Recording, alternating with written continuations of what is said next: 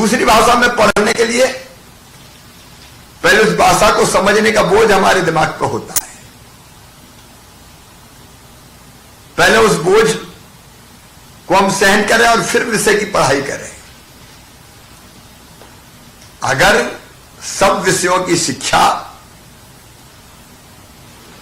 जिसमें चिकित्सा और अभियांत्रिकी जैसे विषय भी शामिल है, हिंदी में होने लगे तो गरीब परिवारों के, ग्रामीण परिवेश के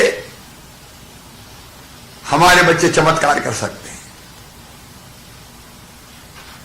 भाषा की कठिनाई है, नहीं आती अंग्रेजी उनको उतनी अच्छी,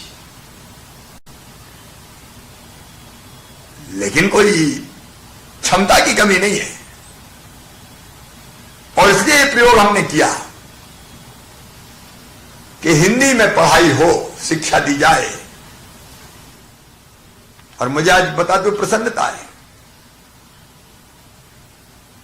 कि विश्वविद्यालय में योग की, पंचकर्म की,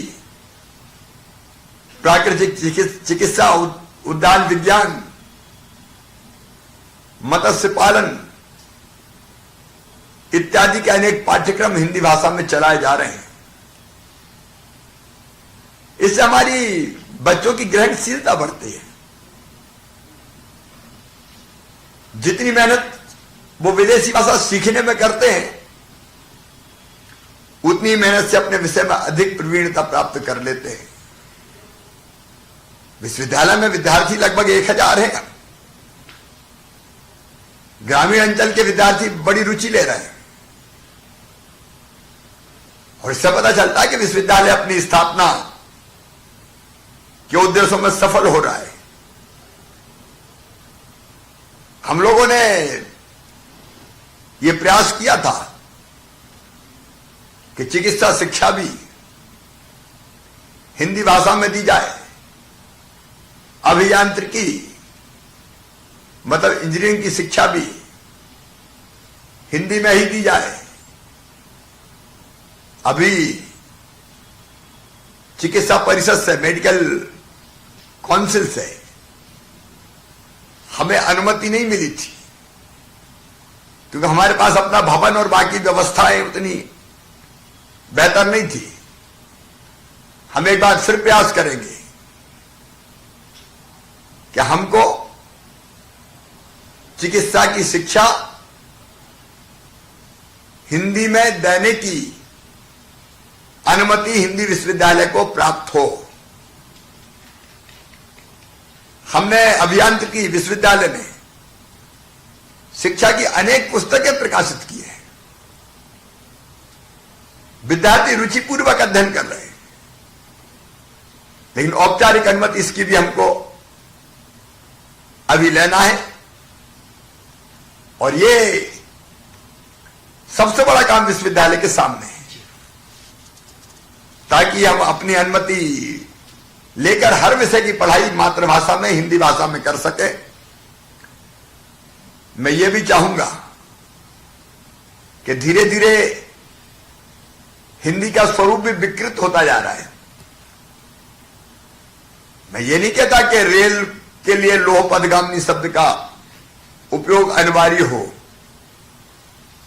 कोई शब्द बहुत प्रचलन में है तो हिंदी में इतनी क्षमता है कि उनको आत्मसात कर सके, लेकिन मूल स्वरूप विकृत भी नहीं होना चाहिए।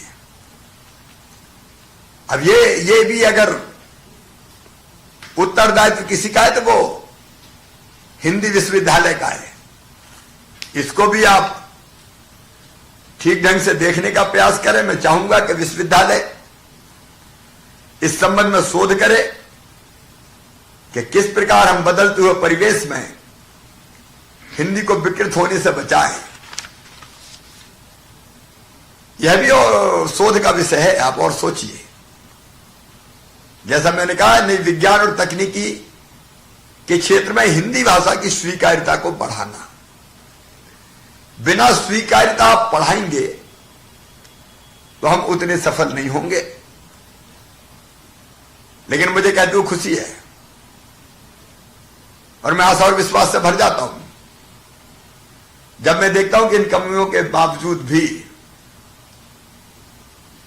हिंदी का प्रयोग लगातार बढ़ रहा है। पिछले वर्षों में जो मुझे बताया गया, हिंदी सामग्री की खपत जो है 94% बढ़ गई है। अभी अनेक अच्छे पत्र पत्रिकाएं और समाचार पत्र हिंदी में निकल रहे हैं, उनका पाठक वर्ग भी बढ़ रहा है। देश विदेश में, विशेषकर विदेशों में, अनेक देशों में हिंदी पढ़ाई जा रही है और रुचि से लोग सीख रहे हैं। और मुझे पूरा विश्वास है कि दुनिया की तीसरी सबसे ज्यादा बोले जाने वाली हमारी अपनी भाषा हिंदी का भविष्य उज्जवल है। और मुझे पूरा विश्वास है कि विश्वविद्यालय जिस उद्देश्य से विश्वविद्यालय की स्थापना हुई है, उस उद्देश्य को प्राप्त करने में निश्चित तौर पर सफल होगा। और तब जब कुलाधिपति के रूप में हमारे पास महामहिम राज्यपाल श्रद्धेय आनंदीबेन पटेल हैं, जो खुद कल्पनाशील मस्तिष्क की धनी हैं और शिक्षा के क्षेत्र में गहरी रुचि उनकी। और मैं जानता हूं कि जब वो गुजरात की शिक्षा मंत्री और मुख्यमंत्री थी, तब बेहतर शिक्षा देने में उन्होंने जो काम किया है, उसकी पूरे देश में भूरी भूरी प्रशंसा होती है। और माननीय प्रधानमंत्री जी भी कई बार उसका उल्लेख करते हैं, तो उनका मार्गदर्शन हमें मिलेगा। डॉक्टर मोहन यादव जैसे हमारे कर्मठ उच्च शिक्षा मंत्री भी इस दिशा में कोई कसर नहीं छोड़ेंगे। मैं इस अवसर पर आपको बहुत बहुत बधाई देता हूं, आपकी कुलपति जी, आपकी और पूरी टीम को नए भवन की शुभकामनाएं। लेकिन इसकी आत्मा हिंदी है, तो केवल शरीर से काम नहीं चलेगा। अब हिंदी में सब विषयों की ढंग से पढ़ाई हो, बच्चों को सारी सुविधाएं मिले और हमारे बच्चे हिंदी माध्यम से पढ़ के और प्रगति करें और ये सिद्ध कर दें कि हिंदी भाषा अपने आप में संपूर्ण है, परिपूर्ण है। बहुत बहुत बधाई, धन्यवाद। बहुत बहुत धन्यवाद, आभार माननीय मुख्यमंत्री जी। अब मैं इस कार्यक्रम की अध्यक्षता कर रहे हैं मध्य प्रदेश और उत्तर प्रदेश की महामहिम राज्यपाल, प्रदेश की कुलाधिपति आनंदीबेन पटेल जी से अनुरोध करूं। उसके पूर्व मुझे स्मरण आता है कि जब आपने यहाँ पदभार ग्रहण किया था, आज से 2 वर्ष पूर्व, हिंदी विश्वविद्यालय में घोर संकट और निराशा का वातावरण था।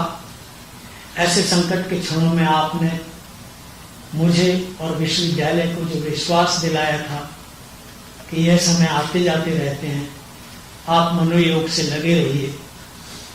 और आपने समय समय पर यथासंभव और अपनी सीमाओं से बाहर भी जाकर के हमारी जो मदद की, हमें आज इस योग्य खड़ा किया, उसका आभार व्यक्त करते हुए इस क्षण में आपको स्मरण करता हूं और आपको आपके आशीर्वचन के लिए हम सबको मिले, इसके लिए मैं आपका आह्वान करता हूं, आपको आमंत्रित करता हूं।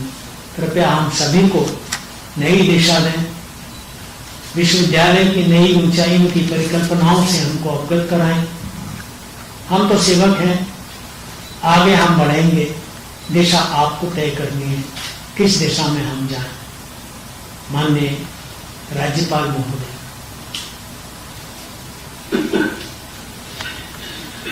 मध्य प्रदेश के लोकप्रिय मुख्यमंत्री श्रीमान शिवराज सिंह चौहान जी, विधानसभा के अध्यक्ष श्री रामेश्वर शर्मा जी, उच्च शिक्षा मंत्री डॉक्टर मोहन राय जी, सांसद श्री विष्णुदत्त शर्मा जी, सांसद श्री प्रज्ञा सिंह ठाकुर, कुलपति डॉक्टर रामदेव खतवा जी, सभी उपस्थित अध्यापकगण, भाई और बहनों, आज शिक्षक दिन है। शिक्षक दिन के अवसर पर मैं आप सबको शुभकामनाएं देती हूँ। हिंदी दिवस के अवसर पर भारत के गौरवशाली पूर्व प्रधानमंत्री, हिंदी के पुरोधा